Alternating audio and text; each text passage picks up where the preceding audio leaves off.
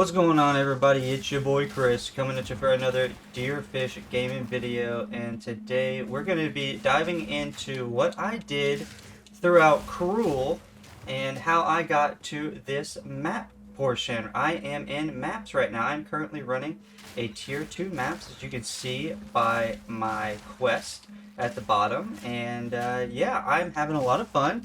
My build is still doing fairly good. I am haven't really got too many equipment upgrades since moving to maps yet, but I did get a good body upgrade. I'll show you that, and I'll go over kind of what I'm doing in maps, and then I'm gonna go over also my little review of week 1, week 2 of early access. Okay, this is early access, not a final review. I'm just gonna give my thoughts, and yeah, let's jump to all that right now. Okay, so before I dive into all my thoughts, hit that like and subscribe button for me if you like the idea of getting more PoE2 content coming out of this channel, and you don't want to miss any more, because that like button helps you with that algorithm, and that subscribe button helps you never miss any more videos. Now, it's only been a couple of weeks, like 2 weeks, right, since PoE2 has launched, so I don't know. I want to take everything with a grain of salt. I'm not here to make a bunch of extreme I don't know, statements. I'm really just here. I'm having a lot of fun. I'm just here, right? I've never played Path of Exile. Okay, I think I played like 15 minutes of Path of Exile 1, and then I was just like, I don't know, this is a lot, and I just didn't play any more of it. And I think that was maybe like 8 or 9 years ago. It was a long time ago. So I was kind of like, I don't know how I'm going to feel jumping into this, because Path of Exile 1 was pretty crazy. I remember just being like, I don't want to get into all this crap, which is the passive skill tree, of course. I don't feel that with this game at all. I have a lot of fun. I felt like I just didn't think about the complexity, and I just dove in. And yeah, sure, there were some things that didn't really get handheld. Like, I wish there were some quests about crafting. I didn't really figure out crafting and really need to lean into that until later into the first part of the non-cruel campaign, till the later end of the non-cruel campaign. And I just didn't really understand like the trial of Sekimas at all. I didn't understand the trial, the chaos trial for the ultimatum stuff. I didn't really understand any of that. Just kind of going as I went, which is fine. Like, I don't necessarily want any spoilers, but I think maybe a quest to maybe handheld would be nice. I don't know, maybe a suggestion, just maybe like an easy like tutorial quest that doesn't give you any ascendancy points or whatever, just to teach the people what you're supposed to be doing as you go through that. That way you don't just waste a key. Or I don't think the quest key you lose. I don't know. That's just my thought on it, right? I'm not a game designer. I mean, I'm honestly fine with it the way it is now, except for how hard it is. But also, I don't know. Like, I don't want it to be a gimme, but at the same time, everybody needs to ascend, right? Their character should ascend, so I don't think it should be too hard. They did just patch it. It's actively working. Yeah, that's what I'm saying. Like, all these things are actively working on. They've already done 2 big patches, so I think that they've already shown that we can just trust in GGG and just know that they do have our best interest in mind, and that they are going to continue to work and really try to make this game what they envisioned it as, but also kind of come in the middle for what the players feel is needed for the game. Because I think when it comes to making a difficult game, there's always going to be complaints. Like, I get frustrated really easily, and I like when I get mad, and I die a lot, I'm like, oh, fuck this shit, I'm done. But that's anybody, right? That just comes with playing difficult things. It's a skill issue, right? I die and I die and I get better, and eventually I just get through it, and I feel great, and then we move on to the next challenge. And so I really appreciate that about this game, because I'm tired of just blasting through games and getting bored. Like, I want a little bit of challenge to my game, so I really do appreciate that. And of course, I mentioned the items. Just make sure you get items as you go. Check the market, or yeah, check the vendors every single level. Okay, now they refresh every level, so just check them all, right? You can go back to every town if you want to and check every single vendor. They all refresh.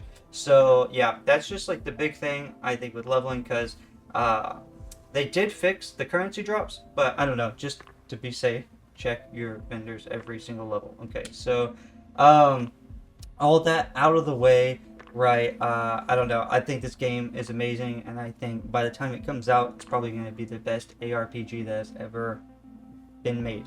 Um, but let's get into the build, okay? That's what probably most people are here for. I think a lot of people have already seen a lot of those same sentiments coming out of other people. But here we go, okay? I'm going to go over the gear this time at the end. I did not go over the gear the very first time. So if you notice, our DPS has increased a bunch. All right, now I put my 4th gem slot on bow shot because I was just having mana problems at the time, and so I was just did not have confidence in putting that 4th gem slot in my lightning arrow. Am I maybe regretting it now? Probably. If when I get another greater gem, greater jeweler gem or whatever they're called, orb, I'm gonna put it on the lightning arrow. But yeah, so but at the end of the day, also this is great.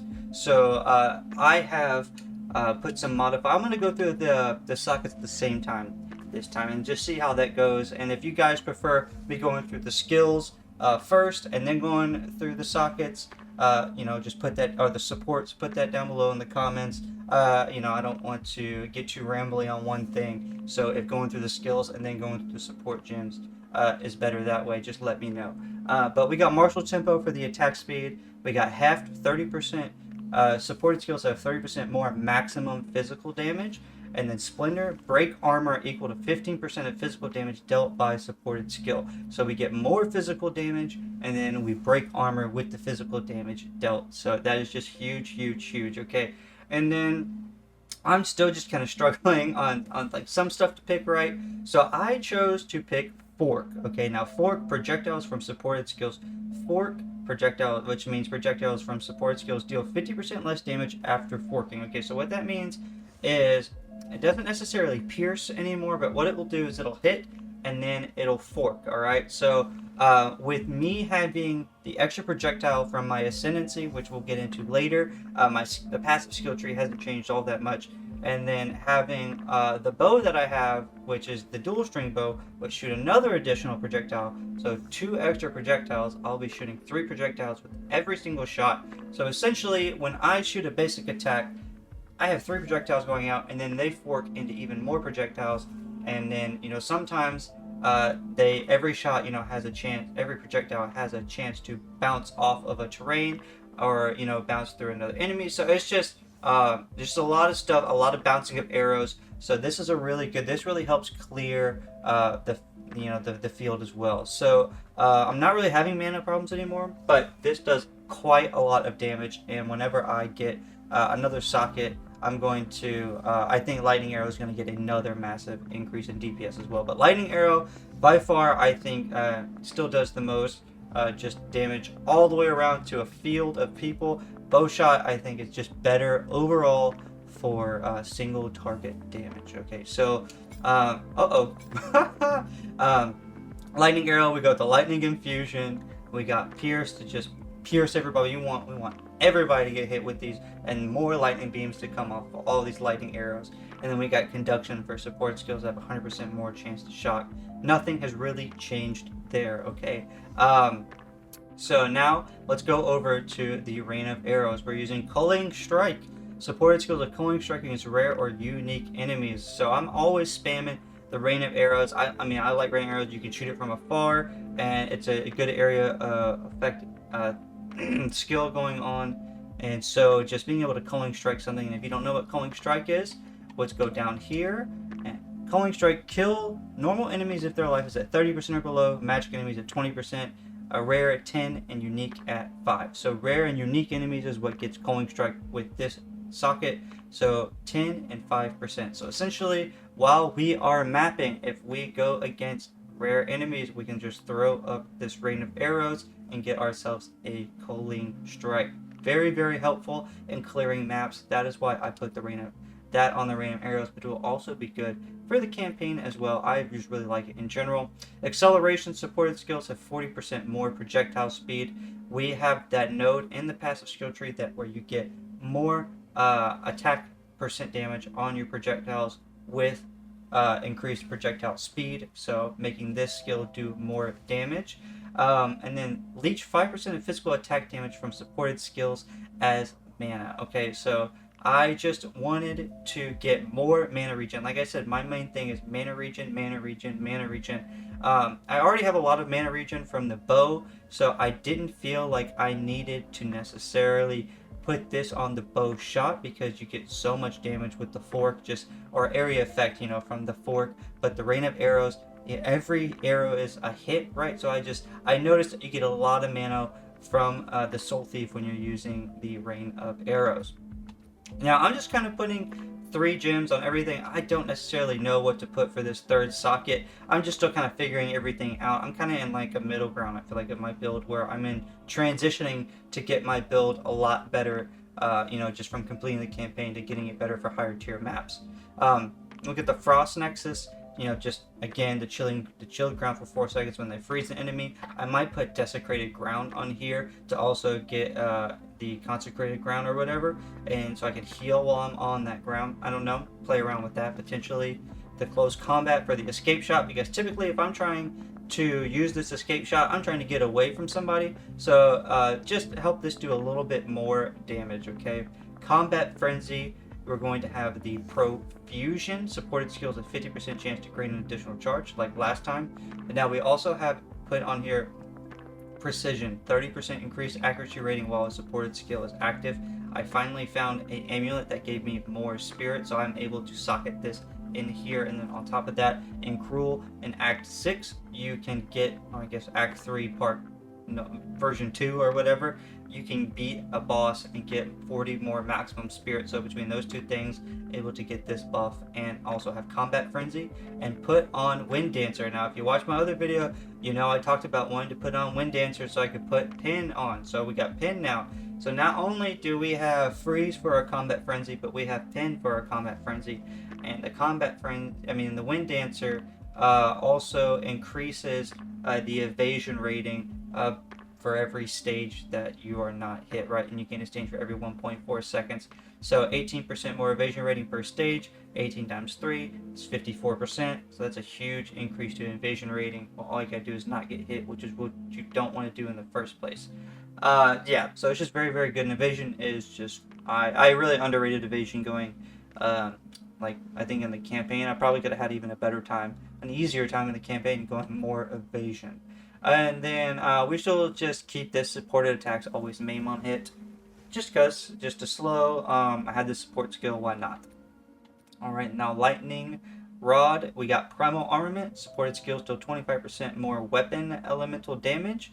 I don't really know if because I don't know. I don't know how that works on this. I think it still does more damage. But that's kind of a question mark for me. The Magnified Effect. Supported skills have 40% more area of effect. And then Lightning Exposure. Supported skills inflict lightning exposure for 8 seconds on shocking an enemy. So this is just for throwing all these projectiles out and then getting lightning exposure on after you're shocking them, and then just boom, boom, just more area of effect damage. This is really for if something isn't going to die immediately, you just start kiting and throwing these out, and you just chain, and yeah. And then we got the Freezing Salvo, still does a shit ton of damage. Supported skills deal 40% more area damage on the concentrated effect. Supported skills have 50% less area of effect. That's a-okay. We're normally pretty close when we're using this, and we're trying to go for the kill. So we got Hourglass. Supported skills deal 40% more damage, have 10 plus seconds to cooldown. We talked about that in the previous video. We're trying to get these all the way up to the 10 to 12 maximum arrows anyway for a big slam of damage, so this does not matter at all. We're going to wait 10 seconds no matter what. Cold Penetration. Support skills penetrate 30% cold resistance, so this just has really started to do a lot more damage, being able to add this cold pin on there as well. Magnetic Salvo just got a nerf, so I have not been using this near as much. But the Coursing Current shocking hits from support skills have 50% chance to also shock enemies in a 2.5 meter radius. I might throw, that might be something as like one of the last support gems I throw on the lightning arrow. This seems like it might be good there. The inevitable critical supported skills gain 25% increased critical hit chance each second up to 100%.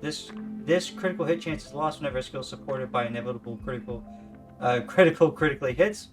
That was inevitable critical hits. That was a tongue twister right there. So I like this one. I might potentially throw this on something else too. I just am now noticing that they have the supportable skills on the left there. I guess it's been going throughout this whole video, but I've been talking and paying attention. That's pretty cool. I don't think that was there before. Now we got the Herald of Thunder. What are we doing with the Herald of Thunder? Blind. We still got that blind on there because I just think that's really good. You know, evasion is key here, and blind I think really helps. And we are getting a lot of lightning beams to shoot down these Herald of Thunders, so I think this is just really good. Lightning penetration deals 30% more. The skills penetrate 30% lightning resistance. This is also another one that I'm thinking about putting on the lightning arrow when we max out the gem slots, just because this is obviously very good. But the critical strike is also very good, so just trying to figure out which one is better there. I guess it depends on how much critical strike bonus damage I have at the end build. And then we have Soul Drain here. Recover 12% of mana over 4 seconds when supported skills cull an enemy. So this actually does not have the culling strike on here anymore. So this is kind of not doing anything at the moment, but I will need to add another support skill gem on here to either put that culling strike over or move this over to the rain of arrows to just add extra mana regen. Or maybe we should move this here, because can this go on the Herald of Thunder? This can. We'll move this right away over to the Herald of Thunder. That was kind of silly, but you know, we do this live. I just move things around and I just try it out. Okay, so there we go. Culling Strike, Soul Drain. There you go. I am not hiding anything from you guys. I'm not perfect at all. Now let's get into the passive tree.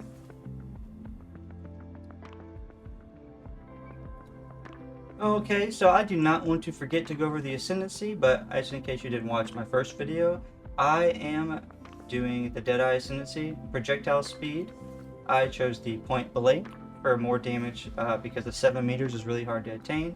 Consistently more projectile speed, and then I decided to go for the additional projectile first before going for Tailwind. Okay, so that is where I'm heading next, is the Tailwind. I'm not going to guarantee that I can get the 7th and 8th Ascendancy skills, so we'll see about that. Our Ascendancy points, so we'll see about that. I don't know, those are really hard.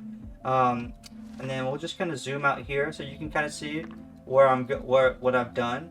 Okay, nothing has really changed too much. Okay, I'll show you where I went, everything I've done, but you know, I still got all these notes here, and you know, I have changed these around to match what I have needed for your armor, so just don't forget to do that.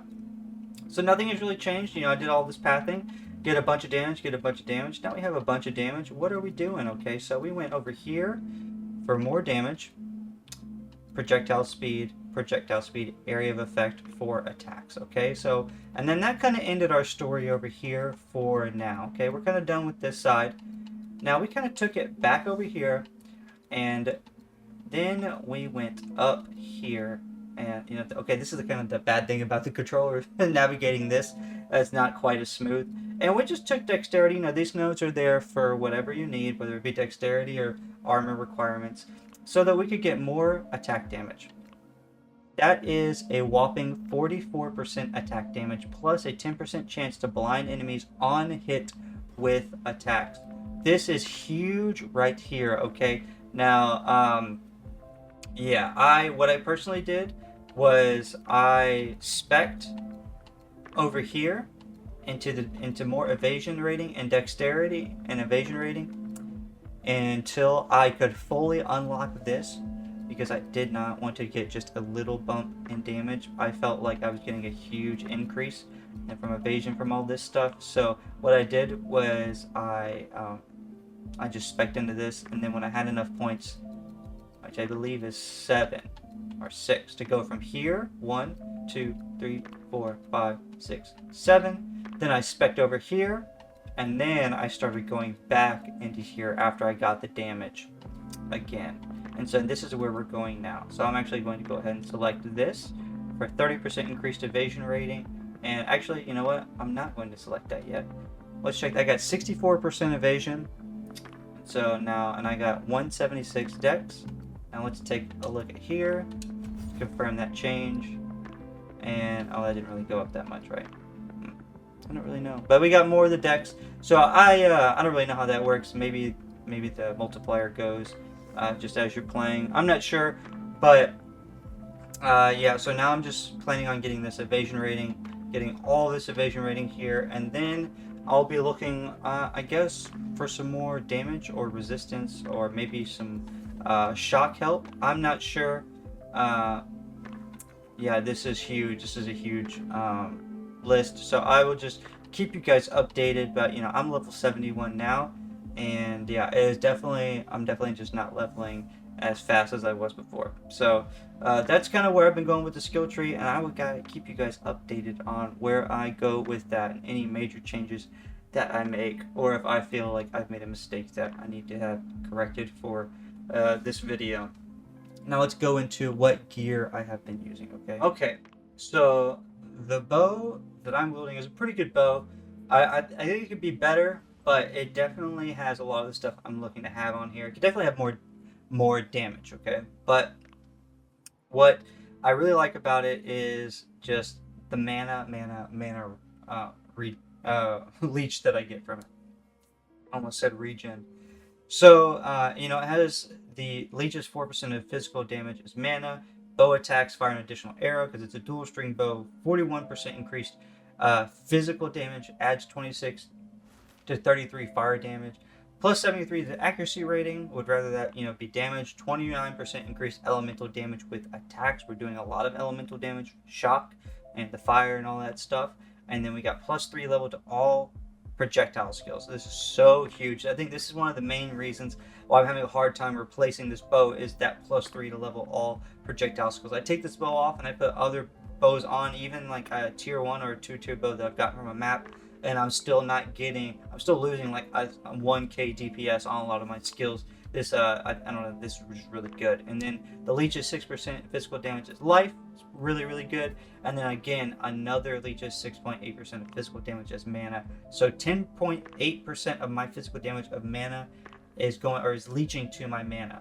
So I'm not really having any mana issues anymore. There are some nodes. Let me flip back over here.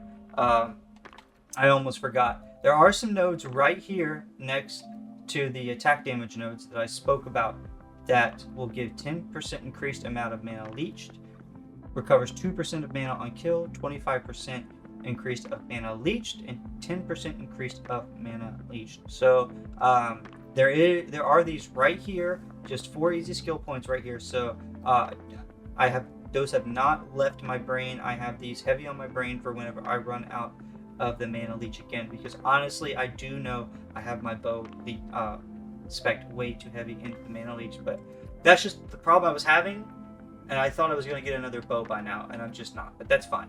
That's fine. So now let's go to the hood. Oh, let's go to the quill. Let's go to the quiver. Adds 3 to 5 fire damage to attacks, 44% increased damage with bow skills, 53% accuracy rating, 34% increased projectile speed, 16% increased critical damage bonus for attack damage, 6% increased attack speed, 12% chance to pierce an enemy. So just all of these things are so great, but the main 2 modifiers we're looking for, 44% increased damage with bow skills, and 34% increased projectile speed.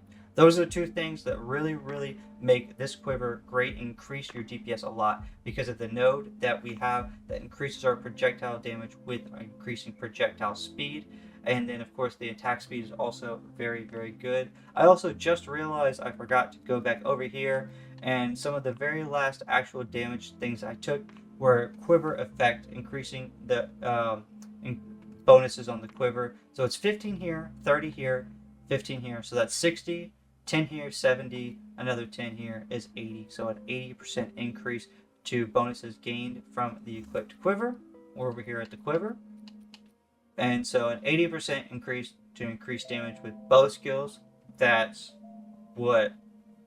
Plus another 30%. So you're getting a 70% increase in damage. And then the 34% increased projectile speed also increases damage with the projectiles. So that gets another, 80%. So that's like another 26% right there. So though that little passive thing right there just gives us another like plus 50% of damage to our projectiles. So just very, very good quiver. That's what you're looking for on your quivers. And then your amulet is just kind of personal to what you're struggling with on your other gear. I took this amulet for the spirit, rolled the cold resistance, never mad about that. Literally don't care about any other thing on this amulet. The life is honestly a low roll on a life, and the mana is really good, to be honest, but I would rather have like a resistance or something like that. My hood is pretty good. I like it. It could be better. The dexterity roll is and I don't really need the intelligence anymore. I kind of fixed that with my passive skill tree. But the 118 to maximum life is moi.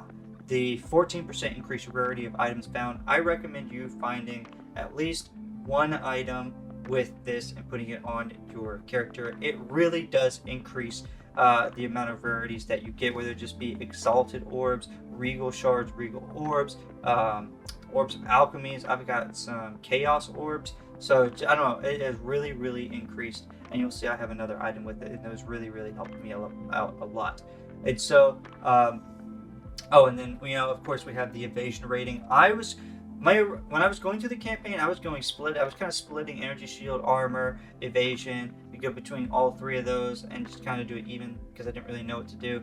I will tell you guys, go evasion first, focus on evasion, and then if you get like an armor piece that has high evasion but then also high armor, that's fine. But make sure you get that high evasion, because the high evasion will stop just random shit from hitting you from far away.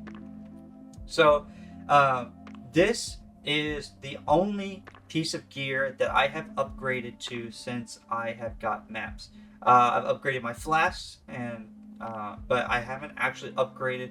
I think I maybe got a ring, but as far as like armor, this is the only thing that I've gotten since I've gotten the maps that has really contributed to my build, and that is because this was a tier 2 drop that I got on like my second or third map, and it has, look at that armor rating, 467, and evasion rating of 427. My previous item only had like 300 something for evasion rating, period, no armor. So huge upgrade. So make sure you look out for those tiered items. They're just really, really good. So plus 75 to armor, plus 69 to evasion rating, 73% increased armor and evasion, plus 36 to maximum life, 20% reduced attribute requirements, 6.4 life regeneration per second. Is this the best armor piece? No. Is this the best that I've found for me so far? Yes. The 73% increased armor and evasion is what you're looking for. You're looking for more life, and I guess maybe more armor isn't that bad. Maybe more evasion rating isn't that bad, but really what you want is resistances. That's what you're looking for. You want those cold resistances, the maximum life, and the increased armor and evasion percentage. That's what you're looking for on there. Everything else is just kind of fluff. 6.4 life regeneration per second is nothing, okay? You're either getting one shot by stuff or you're not at this point in the game. So we got over to the bracers. The main thing we're looking for here is the resistance, and then I got the fire damage to attacks and the lightning damage to attacks. Those shoot up, of course, those with the 29% increased elemental damage with attacks, which really, really helps. So these kind of feed off of each other. I would prefer to have maybe like flat increased damage on this, or maybe increased projectile. I don't know if you get on your gloves. I think you can, but yeah. So that's what I would look for on this. Just as a decent glove. I think it could be better though.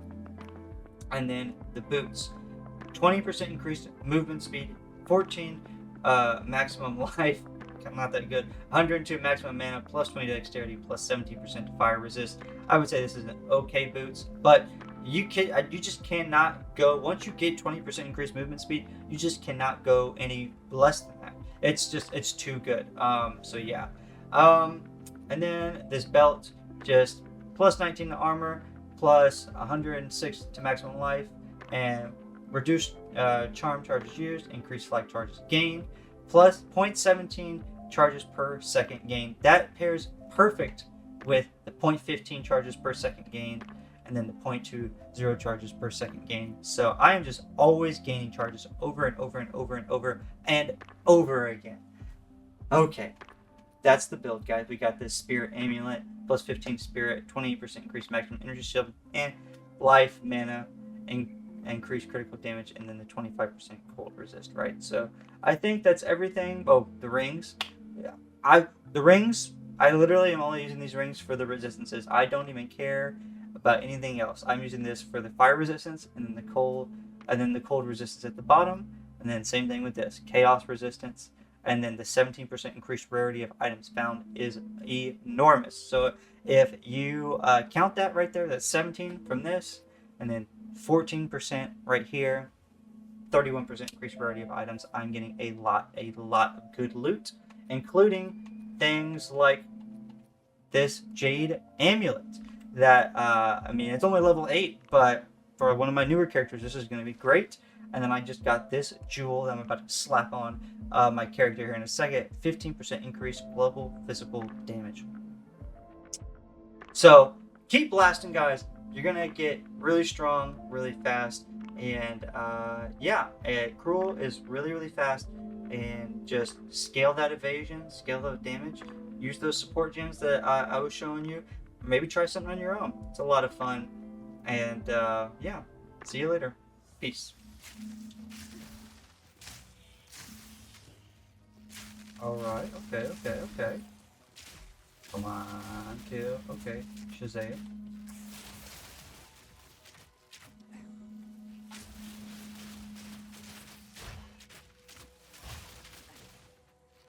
I don't care about your lightning storm.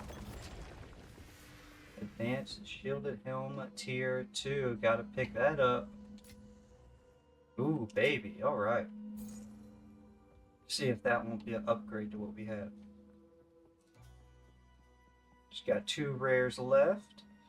See that at the top of the screen there. Nowhere to run. You know, the build is still really the same.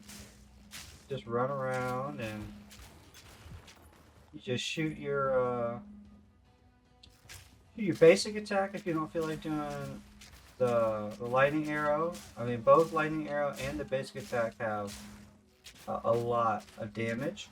I personally I'm going to be funneling more damage into the lightning arrow. I just honestly I'm at the point where I need the modifiers for it. All right. Okay, we see what you're doing here, Dave. Alright, you're not gonna get me like that. This guy having 100 million modifiers. Alright, sir. For single target, I typically only do the bow shot just because there's no mana and I do a lot of damage. A lesser. I need a greater jeweler orb. That's what I need. A greater jeweler orb. There's one more, right? It says there's one more.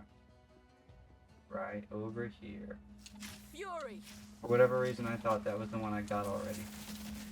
Sir, I'm not gonna let you just get me like that. Oh, man.